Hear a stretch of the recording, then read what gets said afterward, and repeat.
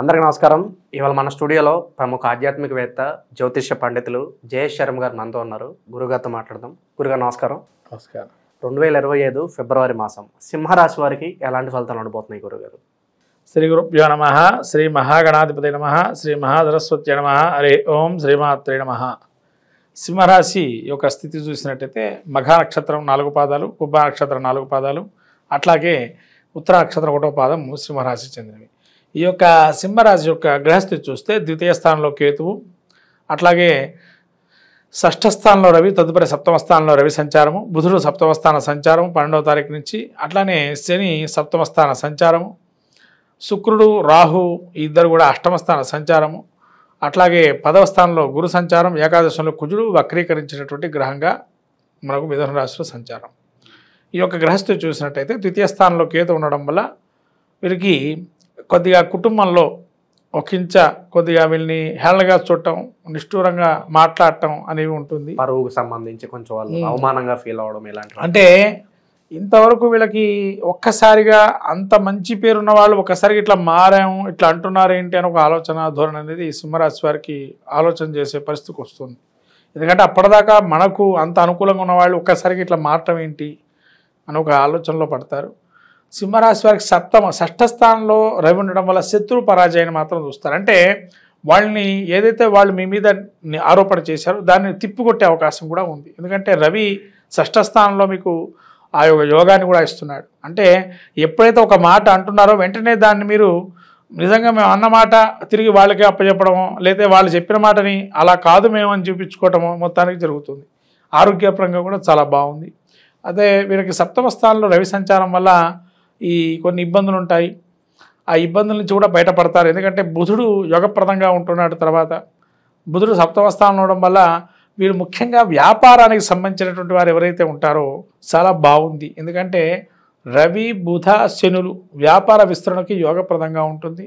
లేకపోతే వీళ్ళు ప్రైవేటు కానీ లేకపోతే వీళ్ళు ఈ యొక్క గవర్నమెంట్ సంబంధించి కానీ వ్యవహారాలు ఏవైతే ఉన్నాయో అది కొంత రాణింపు సంబంధించి ఉంటుంది.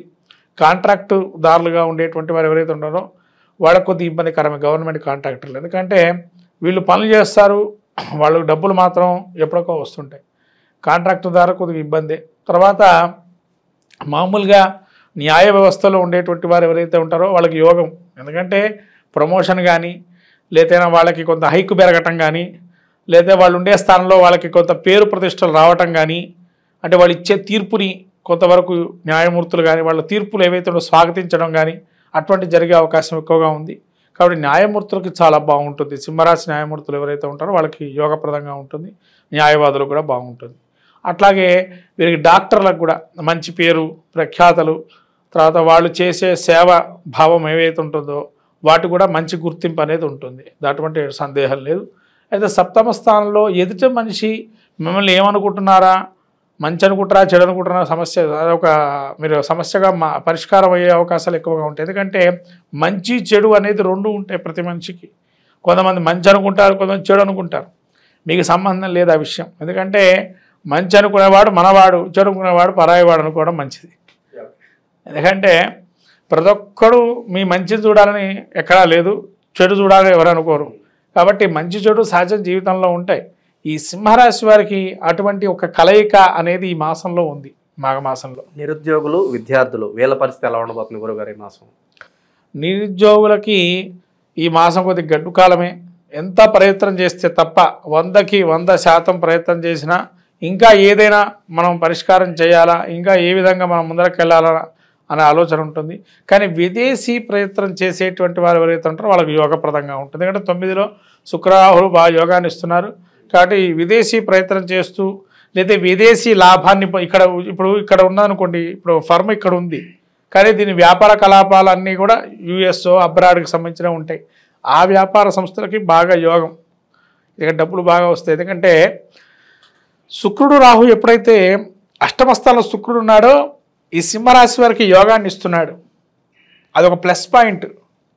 సింహరాశి వారికి ఇన్ని గ్రహాలు ఒక ఎత్తు, శుక్రుడు ఇచ్చే పాత్ర ఒక ఎత్తు. అంటే శత్రు స్థానం అయినా కూడా వీరికి శత్రువు అయినా కానీ శుక్రుడు వీళ్ళకి ఈ ఎప్పుడైతే 9లో ఉంటున్నాడో ఉచ్చస్థితిలో ఉంటున్నాడో విదేశీయానం సంబంధించి కానీ విదేశీ వస్తువులు కానీ విదేశీ వ్యాపారం కానీ కలిసి వస్తుంది.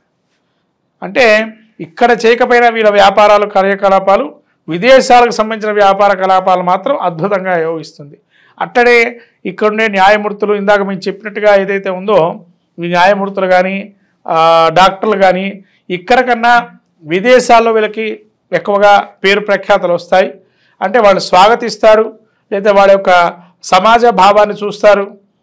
అటువంటివి కొన్ని మెలకువలని బాగా ఉంటాయి. న్యాయమూర్తుల్లో కూడా కొన్ని రాణింపులు ఉంటాయి. ఎందుకంటే కొత్త చట్టాలు మార్పులు కూడా తెచ్చే అవకాశం కూడా ఉంది. ఎందుకంటే శుక్రుడు రాహు ఎప్పుడైతే కలిసి ఉన్నారో శని కూడా వీళ్ళకి రాబోయే ఉగాదిలో మనకు కలిసి వస్తున్నాడు. కాబట్టి న్యాయ వ్యవస్థలో కొన్ని మార్పులు చేర్పులు వచ్చే అవకాశం తథ్యంగా కనబడుతుంది. కాబట్టి న్యాయ వ్యవస్థలో కొన్ని మార్పులు చేర్పులు వస్తాయి, కొన్ని సెక్షన్లు మారే అవకాశం కూడా ఉంటుంది. శుభకార్యాలు జరగడానికి ఏదైనా ఆస్కారం కనిపిస్తుందా గురువుగారు మరి ఈ మాసం? శుభకార్యాలు జరగడానికి చూస్తే కొద్ది వరకు ఒకంత శుక్రుడు యోగాన్ని ఇస్తున్నాడు. కాబట్టి 100లో ఒక 30% ముందరకెళ్తుంది పనులు మాత్రం. తర్వాత కాలం చెప్పలేము. ఇప్పటికైతే 30% ముందరకెళ్తాయి. ఎక్కువ కార్యక్రమాలు పెట్టుకోకపోవడం మంచిది. ఎందుకంటే అష్టమంలో 3 గ్రహాలు కలయిక అనేది మంచిది కాదు. కాబట్టి ముందరకెళ్ళకపోవడమే సహజంగా ఉంటుంది. ఇంకా మంచి ఫలితాలు పొందడానికి సింహరాశి వారికి ఏదన్నా మంచి రెమెడీస్ ఉంటే తెలియజేయండి గురుగారు. సింహరాశి వారు గణపతి ఆరాధన బాగా చేసుకోవాలి. అట్లానే గణపతి చిత్రావృత తర్పణం కానీ లేదైనా మాఘమాసంలో వచ్చే మాసం కాబట్టి మనకు ఫిబ్రవరి మాసం 2025 కాబట్టి ఫలితాలు ఈ యొక్క మాఘమాసంలో మనకు ఉండే మంచి రోజులు ఏవైతే ప్రతి బుధవారం కానీ లేదా ప్రతి ఆదివారం కానీ ఆదిత్య హృదయ పారాయణం చేసుకోవటం వల్ల ఇంకా యోగదాయకమైనటువంటివి ఉంటాయి. ఇవి కాకుండా ఇంకా చేసుకోవాలనుకుంటే కనుక మనకు స్తోత్ర మాలికలు ముఖ్యంగా శివ మానస స్తోత్రము, శివ మానసిక స్తోత్రం. అంటే శివుడి పూజ చేయలేని వాడు కొంతమంది ఉంటారు. ప్రతి ఒక్కరు లింగానికి పోయి అభిషేకం చేయలేరు. అటువంటి వారికి శివ మానస స్తోత్రం ఉంటుంది.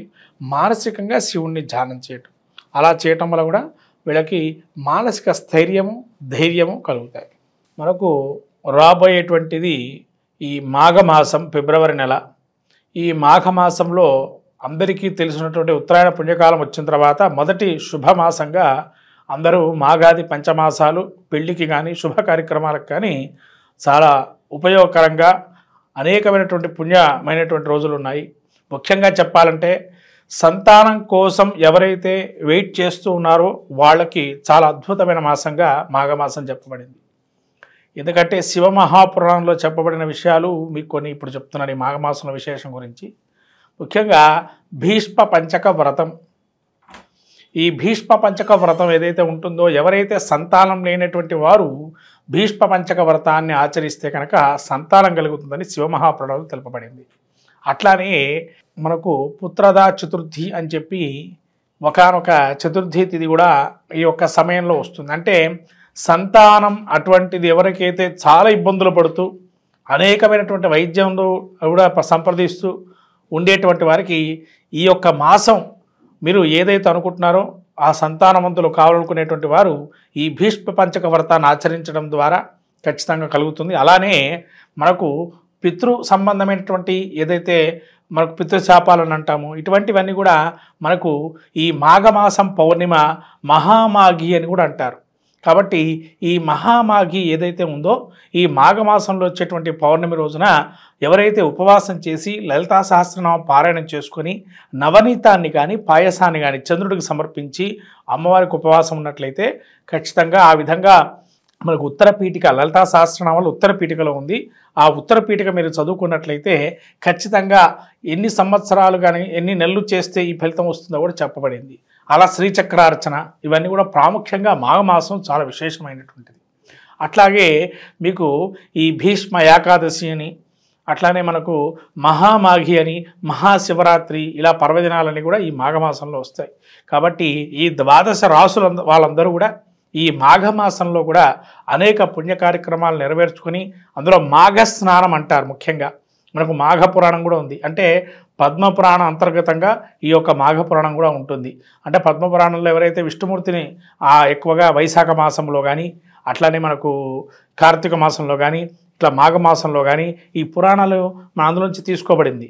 ఈ స్కాంద పురాణంలో కొంత అట్లానే పురాణం మరి పద్మపురాణంలో కొంత ఆ భాగాలు తీసుకొని ఈ పురాణాలు ఏర్పడని. కాబట్టి ఈ మాఘ పురాణం కూడా మనకు స్నానాల గురించి తెలుపబడింది విశేషంగా. కాబట్టి ఎవరికైతే అవకాశం ఉంటుందో సముద్ర స్నానం అనేది చాలా విశేషము.